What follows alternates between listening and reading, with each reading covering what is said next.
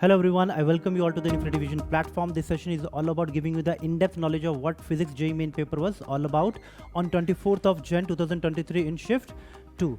So we'll be comparing this paper along with your shift 1 paper also at the same time. So as you can see, our first level of analysis is the difficulty level of the paper in comparison with chemistry as well as mathematics. So mathematics का portion का अगर बात करें, it has got 2.8 out of 5. So that means it is somewhat of difficult level. So that means it ranges from moderate to difficult level. So अगर difficulty की बात करें, अगर above 3 है, so that means the paper is difficult. And if it ranges from 2.5 till 3, so that means the paper is moderate. And if it is less than 2.5, so it is easier. Chemistry का portion हमेशा easy आता है, and it is always it has scored 2.3. So and in comparison to physics it is 2.4. So that means कि physics का portions इस बार easy से moderate के बीच में है in comparison to the your paper 1. Okay, so so that means in a day हो सकता है कि morning में shift में आपका थोड़ा सा difficult आ जाए paper and evening shift में उससे थोड़ा easier आ जाए. So ऐसा हो सकता है. Okay, so nothing to worry because such pattern has been seen. So as you can see now, the class-wise distribution of the overall paper of the physics, as you can see, the class 12th comprises of 58% of the whole syllabus questions and class 11 comprises of 42%. So that means यहाँ पे बहुत ज़्यादा का फ़र्क है. That means 8% का फ़र्क आ रहा है in comparison to your class 11. So that means कि 12th का portion से ज़्यादा questions हैं in comparison to class 11. Mind you, our analysis is out of 25 questions that we have, that is memory based questions. So हम 25 questions के basis पे ही ये सारे result find out कर चुके हैं. Okay, so that means कि अगर आप 11th के portion पे जो hot topics हैं उस पर फोकस करें, ये 12th के टॉपिक्स पे जो हॉट टॉपिक्स पे फोकस करें, ठीक है, so still you would be able to score very well in your examinations. But in generally आपका 11th एंड 12th का सारा क्वेश्चंस पे आपको फोकस हर एक टॉपिक पे फोकस करना होता है in specially in physics. Okay, so next level of analysis is the difficulty level of the questions. So in comparison to all the questions, 32% of the questions was easier and only 8% of the questions was difficult and 61% of the questions was of moderate level. So that means if it is easier, so that means it is direct from the NCERT and it is factual and knowledge based questions. And if it is moderate, so that means moderate questions are application based questions that which involves only one concept. And a difficult questions is analytical based questions which involves multiple concepts. So ये questions बहुत कम ही आते हैं, difficult question sections बहुत कम ही आते हैं. So even if you focus in 61% of the moderate as well as easier sections, so still you would be able to score very well. So that means you would be able to you would be able to do 92% of the whole questions.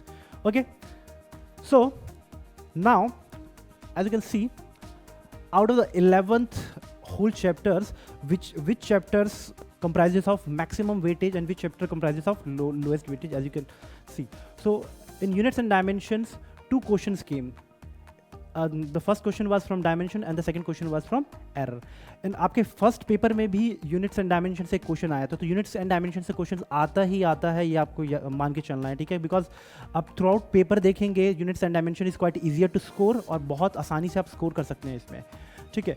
Motion in a straight line में VT graph का question आया था एक, and motion in a plane में again vector multiplication का एक question आया था. प्रीवियस सेक्शंस में आपका फर्स्ट पार्ट में आपका प्रोजेक्टाइल मोशन पे क्वेश्चन आया था, ठीक है, और मैंने आपको बताया भी था उसमें कि आपका वेक्टर से क्वेश्चन आ सकता है सेकंड उसमें, ठीक है, सो जो कि आया भी है. Okay, and system of particle and rotation से आपका मोमेंट ऑफ इनर्शिया पे क्वेश्चन आया था. अगेन मैंने फर्स्ट वीडियो में भी आपको बताया कि मोमेंट ऑफ इनर्शिया पे भी क्वेश्चन इस पे आते हैं.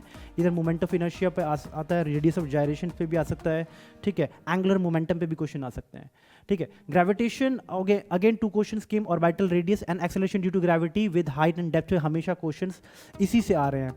अपार्ट फ्रॉम दिस आपका Kepler's law of planetary motions पे क्वेश्चन आ सकता है, जैसे कि आपका ऑर्बिटल रेडियस पे आया था. Again mechanical properties of solid से भी क्वेश्चन एक आता ही आता है, एंड मॉड्यूलस ऑफ इलास्टिसिटी पे क्वेश्चन था वो. थर्मोडायनेमिक्स पे थर्मोडायनेमिक्स प्रोसेस पे ही क्वेश्चन मोस्टली आता है, ठीक है. काइनेटिक थ्योरी में मोलर हीट कैपेसिटी पे एक क्वेश्चन आ गया है, एंड ऑसिलेशंस में एसएचएम पे क्वेश्चन आया है, ठीक है. लास्ट टाइम वेव्स पे क्वेश्चन आया था, इस बार एसएचएम पे क्वेश्चन आया है. तो you can not neglect any chapter if especially if you are preparing for JEE main examination as per physics is concerned. Okay, so in the whole chart, as you can see, gravitation has got more weightage in comparison to the other chapters. Okay, so gravitation पे भी आप हमेशा focus करेंगे, क्योंकि gravitation पे पहले questions नहीं आते थे, बट इस पे अब आने लगे हैं क्वेश्चंस पे। एंड दो पेपर का कंपैरिजन करें तो ग्रेविटेशन पे क्वेश्चंस काफ़ी, एक क्वेश्चन तो आ ही रहा है, ठीक है, एक या दो क्वेश्चंस अब हर एक चैप्टर से आ रहे हैं। लास्ट टाइम काइनेमेटिक्स पे आ गया था क्वेश्चंस दो फर्स्ट सेशन में आपका, ठीक है, जो कि आप मोशन इन अ प्लेन में आया है, मोशन इन स्ट्रेट लाइन से क्वेश्चन नहीं आया था, और मोशन इन स्ट्रेट लाइन से भी क्वेश्चन आ गया है, ठीक है। तो ये चीज़ कंपैरिजन आप करते रहेंगे, but the whole crux is you have to follow each and every portion of your 11th as well as 12th। कुछ भी पोर्शन हम नेगलेक्ट नहीं कर सकते हैं, बिकॉज हर एक चैप्टर या हर एक कंटेंट में से एक क्वेश्चन तो जरूर आ ही जाता है। इवन अगर फर्स्ट शिफ्ट में नहीं आया तो सेकंड शिफ्ट में आ जाएगा। So you have to be prepared accordingly. Okay, Now, in comparison to your class 12th overall syllabus, आपका electrostatics and potential and capacitance से दो क्वेश्चंस आए हैं। पिछली बार पिछली बार इलेक्ट्रिक फील्ड से क्वेश्चंस आया था, ठीक है। इस बार dielectrics in capacitor and electric potential से क्वेश्चंस आया है, ठीक है। इलेक्ट्रोस्टैट से पिछली बार दो क्वेश्चंस आए थे फर्स्ट आपके सेशन में, ठीक है। करंट इलेक्ट्रिसिटी से 1 क्वेश्चन आया है, पिछली बार 2 क्वेश्चंस आए थे। In moving charge and magnetism में, और उसमें भी सर्किट बेस्ड पे ही क्वेश्चन आया है। तो आप सर्किट वाले क्वेश्चंस जो सीरीज एंड पैरेलल वाले questions you can not neglect, उस पर थोड़ा प्राइम फोकस रखिए, क्योंकि उस पर एक क्वेश्चन तो आता ही आ ही रहा है, ठीक है। मूविंग चार्ज एंड मैग्नेटिज्म में से सोलिनॉइड पे क्वेश्चंस आया है, एंड इलेक्ट्रोमैग्नेटिक इंडक्शंस में induced EMF in a rotating rod पे आया है। Last time induced EMF in a circular coil पे आया था, ठीक है। इन अल्टरनेटिंग करंट में एलसीआर सर्किट पे क्वेश्चन आ जाता है, या एलआर सर्किट पे क्वेश्चन आ जाता है। इसमें भी ये वही आया एक क्वेश्चन। इलेक्ट्रोमैग्नेटिक इंडक्शंस पे इलेक्ट्रोमैग्नेटिक वेव्स पे एक क्वेश्चन जरूर आता है। लास्ट टाइम फर्स्ट सेशन में भी सेम इसी टॉपिक पे आया था question, electric and magnetic field relationship पे आया था। ओके, रे ऑप्टिक्स से अगेन इस बार 2 क्वेश्चंस आए हैं। क्रोमैटिक एब्रेशन से क्वेश्चंस आया है, and lens in different mediums में आया है। उसमें फर्स्ट शिफ्ट में लेंस से क्वेश्चंस आया था, तो you must remember it. Okay, जितने भी टॉपिक्स जो फर्स्ट उसमें आपको बताया जा रहा है एंड ये सेकंड शिफ्ट में बताया जा रहा है, वो सारे टॉपिक्स आप टिप्स पे रखेंगे, क्योंकि वो सारे पे अगर इस पे नहीं आया, अगर इस पर्टिकुलर सेट पे नहीं आया, तो दूसरे इवनिंग शिफ्ट में आ सकता है। So okay, so that means now we'll be moving to the dual nature of radiations like modern physics में से dual nature पे क्वेश्चन आ ही रहा है डी ब्रॉगली वेवलेंथ पे। एंड एटम्स पे लास्ट टाइम नहीं आया था, तो इसमें आया है electron emission of hydrogen atoms पे आया है क्वेश्चन। न्यूक्लियाई में फिशन पे आया है question, last time radio activity पे आया था। सेमीकंडक्टर एंड इलेक्ट्रॉनिक्स में लॉजिक गेट्स पे आया है क्वेश्चन, ठीक है।